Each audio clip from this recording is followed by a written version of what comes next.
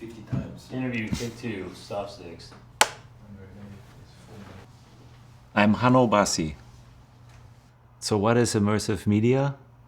That is actually a really good loaded question. I think that a lot of people will answer a little bit differently. I think I would start with a very generic or general answer. When I worked at 20th Century Fox, I was the CTO over there. I love to say that the business of a Hollywood studio is to take people out of the misery of their daily life for a couple of hours. And I think that's what immersive media really does as well. It's an experience where you basically forget the world around you, and you're really getting immersed into the world that's being presented to you and the story that's being presented to you. I think that's really what immersive media or immersive storytelling is for me. And so it can take all kinds of forms. I'm going to give you an example. I mean, this, in my mind, started in the late 2000s with 3D technology. Avatar, the first Avatar came out in 2009, and that was obviously a huge push and a huge example for 3D technology. And I think especially for that particular title, it really provided an experience to moviegoers that was very immersive and something that they had not seen or experienced before. It was super well done, and you really felt like you're in Pandora, you're in the cockpit of the plane, and so on and so forth. So that's one example.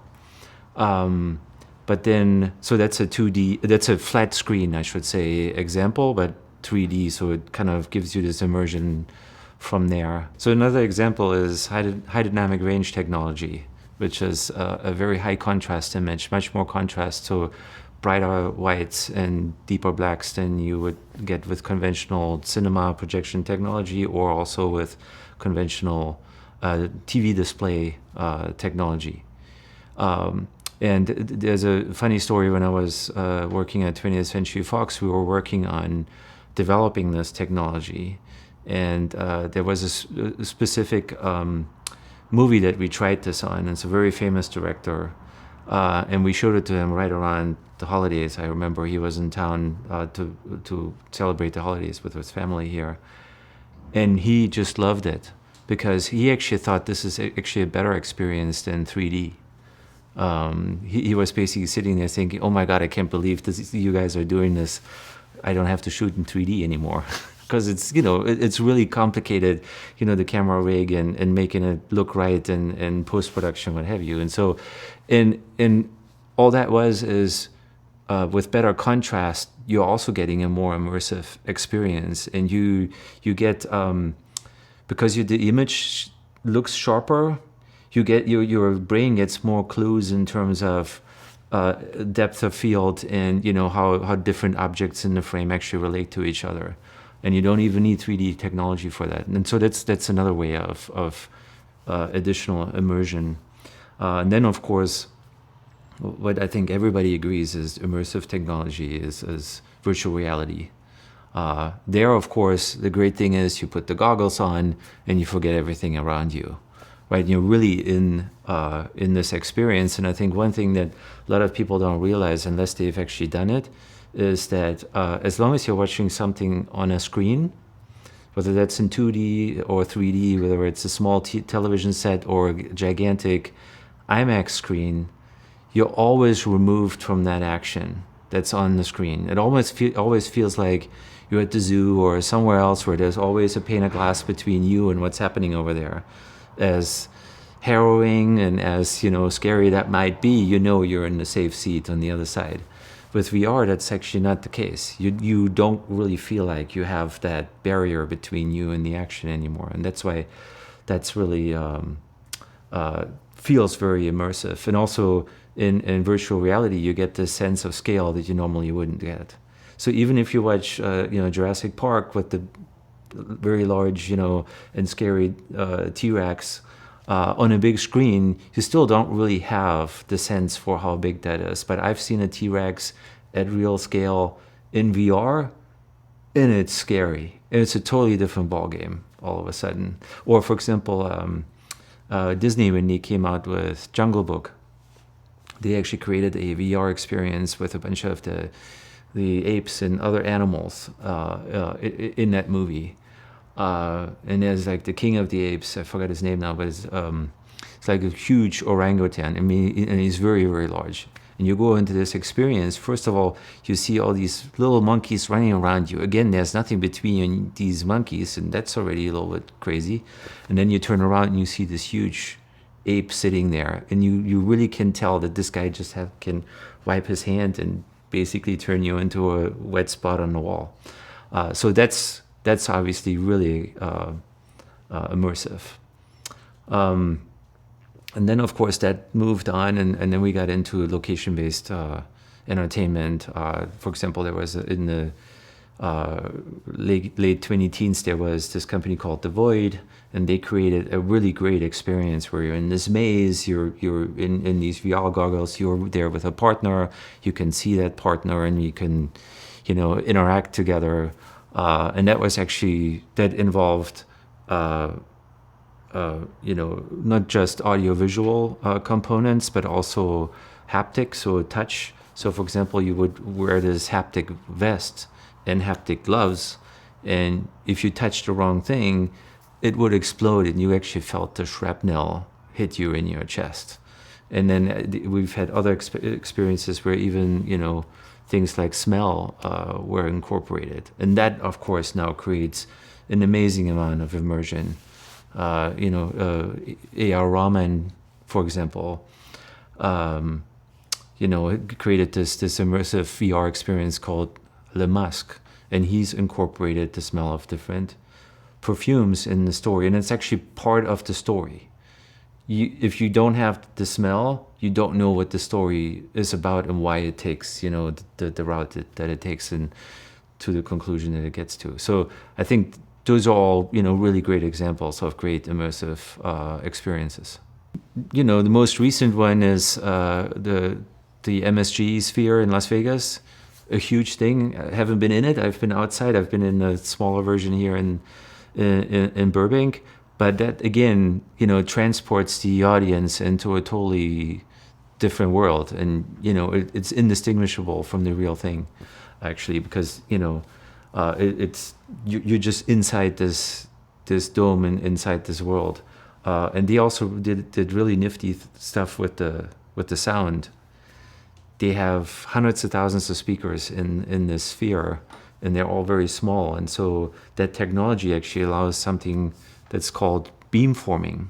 So, for example, if you want this soundtrack in Italian, I can beam that sound just to you, and then 2 seats over, somebody else wants it in Spanish, or they want it in Japanese, they can deliver that. Or they can actually create different sound effects depending on where you sit in the audience.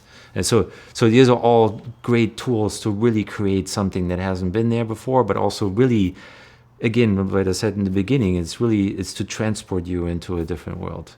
That's what this is for. And technology really changes that experience, and it doesn't just change the experience, it really changes the stories that we can tell and how they can be told and what kind of stories we can actually tell. I feel like I've been really fortunate with the career I've had in the entertainment business. But if you ask me where this all started, it started in college with my wife. And when we started first dating, the first thing that bonded us together was the love of film. I mean, we would, whenever we could, 2-3 times a week, we go to a cinema and watch a movie together. And that's held up till this very day. I'm in the business, my wife is in the business, our younger daughter is in the business, but that's where it all started.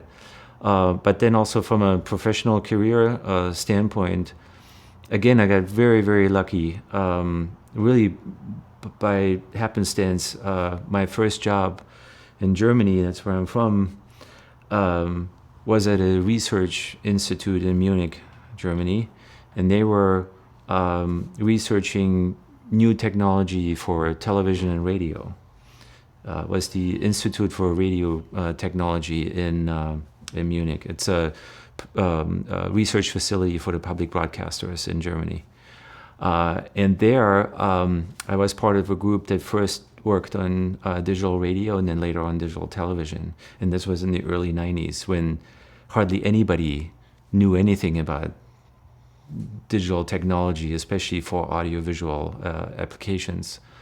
So, and that then set me on my path. I worked at a broadcaster in Germany, also mostly on digital television, and I was hired here in the US 26 years ago to work for a company called DirecTV. They were the first kind of distributor of television signals that was entirely digital. That was in the late 90s.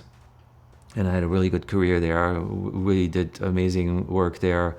For example, I ran a project to get the entire thing and turn it from standard definition television into high definition television.